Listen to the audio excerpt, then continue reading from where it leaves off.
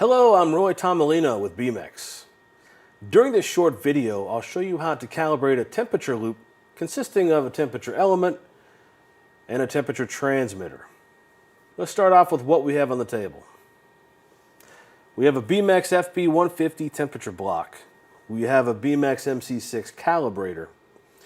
We have the temperature element under test along with our temperature transmitter. This one happens to be a Foundation Fieldbus, but it could easily be a Profibus or a Hart or even a standard conventional transmitter. Now the dry block, we've added an RPRT, a highly accurate temperature probe, to increase our accuracy by about 10 times. The calibrator is providing loop power to our transmitter as well as measuring our Foundation Fieldbus signal. We're controlling the dry block with our MC6 calibrator using this USB cable. The USB is going through a converter to a serial cable connecting to the front of the dry block. Let's get started. We'll start off with documenting calibrator. We already have this position or tag loaded into the calibrator. It's called TT878-FF. So we just select it. As a technician, you're out in the field, your goal is to calibrate this loop. So you select the tag and then you are shown how to connect. So on the very bottom we can see that we'll connect the Fieldbus signal right here, and that's also where we'll get our loop power. And it's showing us that for our input, we're connected here via USB, and that's connecting over to our dry block. And we can see the communication happening with our USB to serial converter. One light is to transmit and the other one is to receive, so that's how it's talking right now. Press a check mark to get started, and then we simply hit start. The temperature block is driving to our first test point, which happens to be 0 degrees C.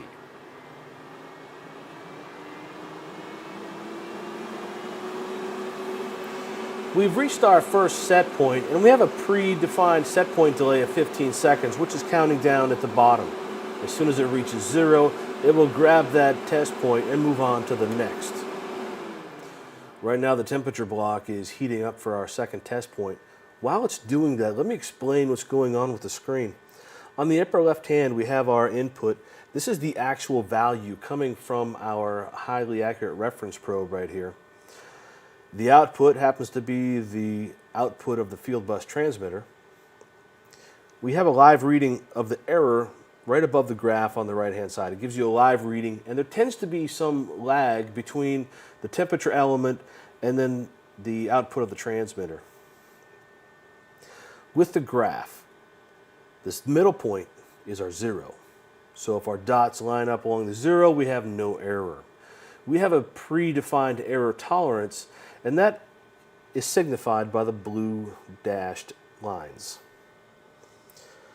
We have an error tolerance set up of 0.5% of span. We've reached our second test point of 50 degrees. The calibrator will grab that test data and tell the dry block to move on to the next test point.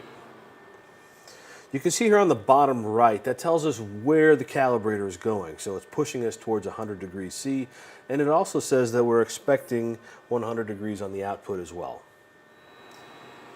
We've reached the final test point. As you can see, the dot is a little bit below on the graph. We can see our error tolerance. We're at negative 0.182% of span error. Once we get the final test point, then we show that it is passed. At the bottom, we can see our maximum error. We can cycle through the screens and we can put in extra notes if we need to that pertain to the calibration record. And we can see what our graph looks like as well as the raw data. If we hit down again, it simply cycles back around. But let's save this test. And this was an as found test and it did pass, so let's go ahead and hit the check mark. At this point, our data is saved. We could power this down and take it back to the instrument shop if we needed to, or maybe head over to the next device that we needed to test.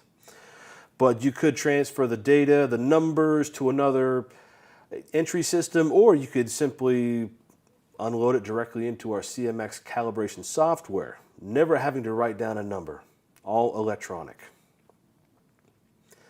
So what you've seen is an automatic calibration of a temperature loop using an MC6 and an FB150. All we did was press the start button and it ran through all of our temperature ranges, grabbed all of the test points, did the calculations. Now during that time, you could have done something else. You could have maybe installed the last temperature element that you just tested, or maybe went out to grab the next one on your list. But either way, this calibrates whether you're here or not. So now you've seen how to do an automatic calibration of a temperature loop. For more insight on demystifying calibration, check out our other videos. Thanks for watching.